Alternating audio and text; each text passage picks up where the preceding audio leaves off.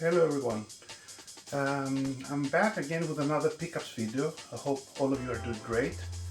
Been a while since the last time I did one. So let's go into the games and the things that I bought. I already showed you in individual videos two statues that I bought. So there's no point showing them now. So anyway, I also bought some retro games this time, so I'm kind of excited about it. And let's go into the games. Let's start with the PS5 game, Sandland, which is an action shooting game. The thing that intrigued me about buying this game, first of all, I found it in a good price, but also that it was made by Akira Toriyama, and not made by him, but he gave the art style of the game and that iconic Dragon Ball style, which is very characteristic about that manga creator, which unfortunately he died recently. And so I got it in my collection. I'm not sure if I'm gonna play it. I just found it in a really good price, so I said, why not? Okay, I got the Soul Reaver collection, which is a collection of the first two Soul Reaver games on the PlayStation and the PlayStation 2. I bought it for the Nintendo Switch because my preferred console to collect. This is a very limited edition. It comes with a steelbook and art book and stuff like that. So I'm really happy about adding it to the collection. And yeah, that's it. I really enjoy these retro compilations that they're revisiting older games, which is very nostalgic. I think it's a well-tested recipe for success for a game, especially if the game is really good. So I'm all for remasters of retro games. Anyway, let's go into some Switch games. Let's go with Shadow Labyrinth, which is a Metroidvania game. I spent a lot of hours on this game, too many hours to be exact, and I really enjoyed the exploration, and it has that a little bit dark and gritty and post-apocalyptic vibe, which is was very intriguing for me. The thing that I didn't manage to finish it because I told you I spent too many hours on this game, and I said, I can't take it anymore. I need to move on to play a different game. It's great, it's good, just has a very clunky fast travel system, and had to do a lot of grinding in the first to get the little white yellow balls, the pallets that the Pac-Man eats, and so you can upgrade your stats and abilities at first, so you can be more efficient in battle. But it was a good game. It required too much for me.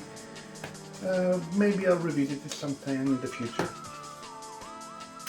Okay, Raidu, the Mystery of the Soulless Army, which is, I got the Switch 1 version, obviously, because the Switch 2 version is just a game key card, and of course anyone who is into well informed into the modern gaming industry, game key cards, the new fashion trend that Nintendo provided to the developers to make the easier and cheaper for them to have some physical representation in the store shelves, which is annoying and it's very stupid because the cartridges are empty.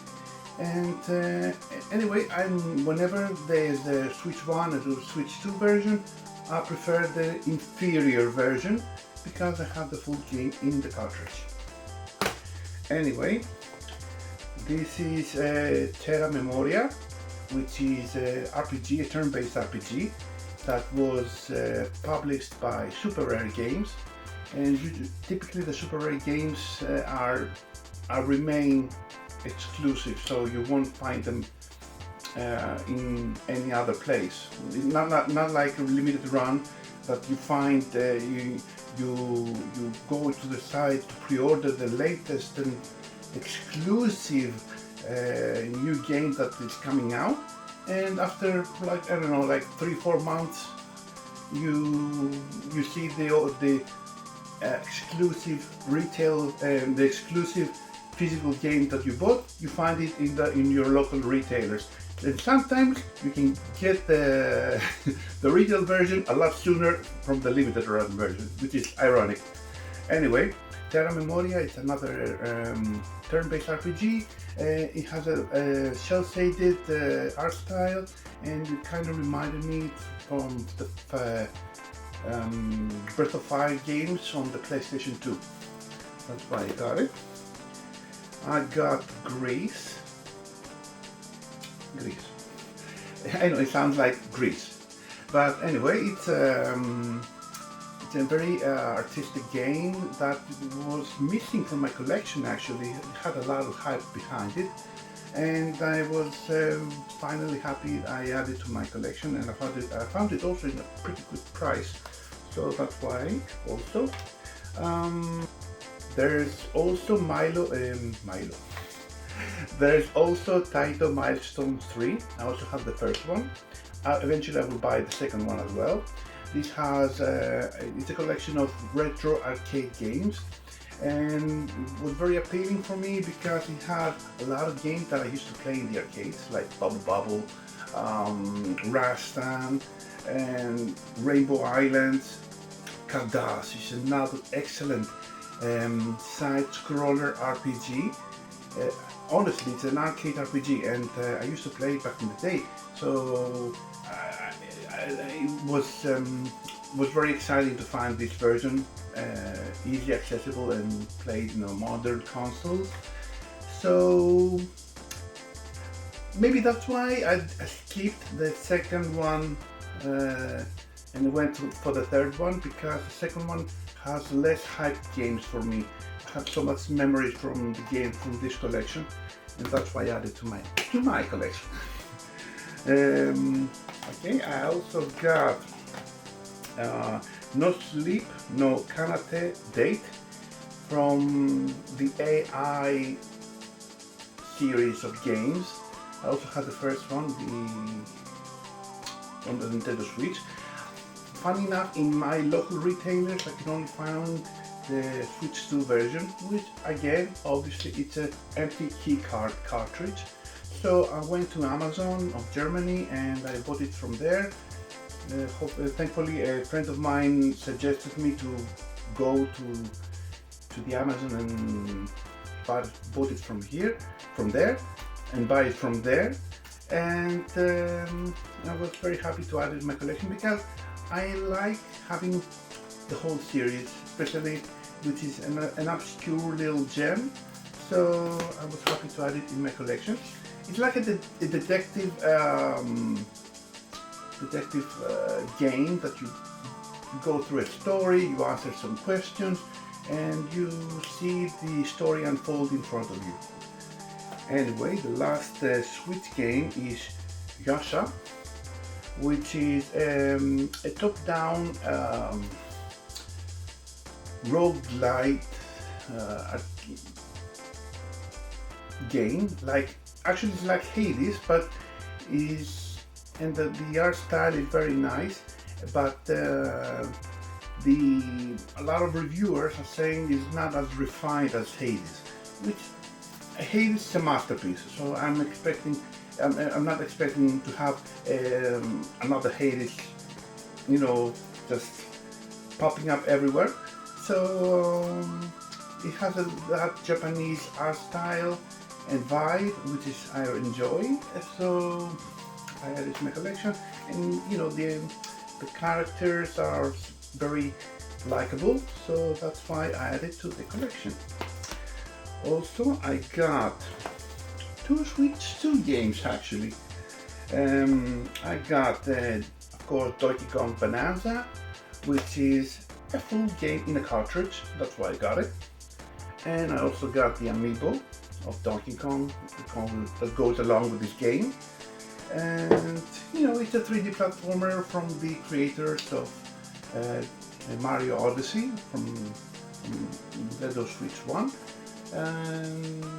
It's not exactly, it's a completely different game from Mario Odyssey. It has a totally different vibe. It's a very good game, but that gimmick it has about breaking everything and digging in every terrain, it gets a little bit repetitive. Not that it's bad, it just, I need to take some breaks to reset my need to play this game. It's a great game, don't get me wrong, just that you need to platform more than break everything, at least for me, in my standards. Also, I got the Cyberpunk 2077, which is another excellent game and full in cartridge.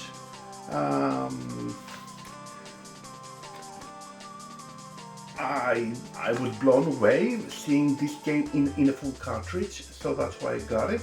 And to support the developers that going through the extra mile to port something in the proper cartridge.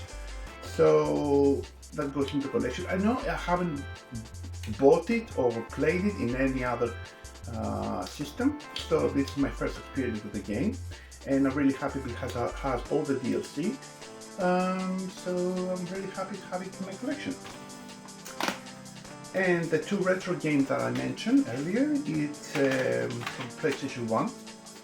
It's Crazy Ivan, which is a 3D mech shooter, first-person mech shooter game that made by Psygnosis. And most people who know Psygnosis is the legendary developer of the 90s. They fully supported the PlayStation 1 and gave us some excellent gems for the system. And the thing that I enjoyed more about Psygnosis and about the 90s actually, it didn't afraid to go into different genres and try something new. Like we had Crazy Ivan, we have Wipeout, Destruction Derby, G-Police, Colony Wars, Overboard, Lomax. So many great games back then, and made from the same developers. These days you only see like, unfortunately, Studio Liverpool, Psygnosis was changed into Studio Liverpool, and it was strictly to make Wipeout games. And unfortunately, Sony dismantled that team, that developer. And so I don't know. The Wipeout series is hanging in the air now, and I don't know. I guess it wasn't as profitable for them. So anyway, we can always go back to the old games and reminisce. Anyway, and also I got the Life Force Tenka, which is also made by Psygnosis, and that's the other different genre they tried back to the PlayStation 1. It's a first-person shooter, it's a 3D first-person shooter. It's not the greatest, but it's a very decent and playable game. So I didn't see it available so often, so I think I should add it to my collection eventually, because I have a lot of Psygnosis games. Anyway, those were the games. I hope you enjoyed it. Try to be a little to go through the game as fast as possible, and hope you're all doing great, and we'll see you again soon.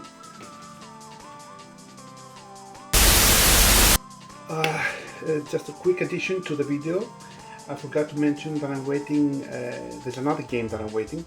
It's coming in a couple of days, so that's why I didn't remember it to say it.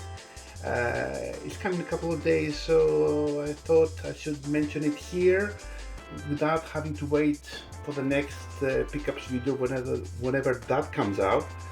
So there's also this one, which is, oh no, sorry, it's Ace Combat 7 for the Nintendo Switch. I have it on the PlayStation 4, but so that's why I was debating if I should buy it again. But I found it in a very discounted price, so I said go for it. And I always wanted to buy it for Nintendo Switch because it's a real showcase for the original Switch capabilities. Anyway, it's a very strong port. Anyway, guys, sorry for that for the late addition of the video. Anyway, and thank you again for everyone. Take care.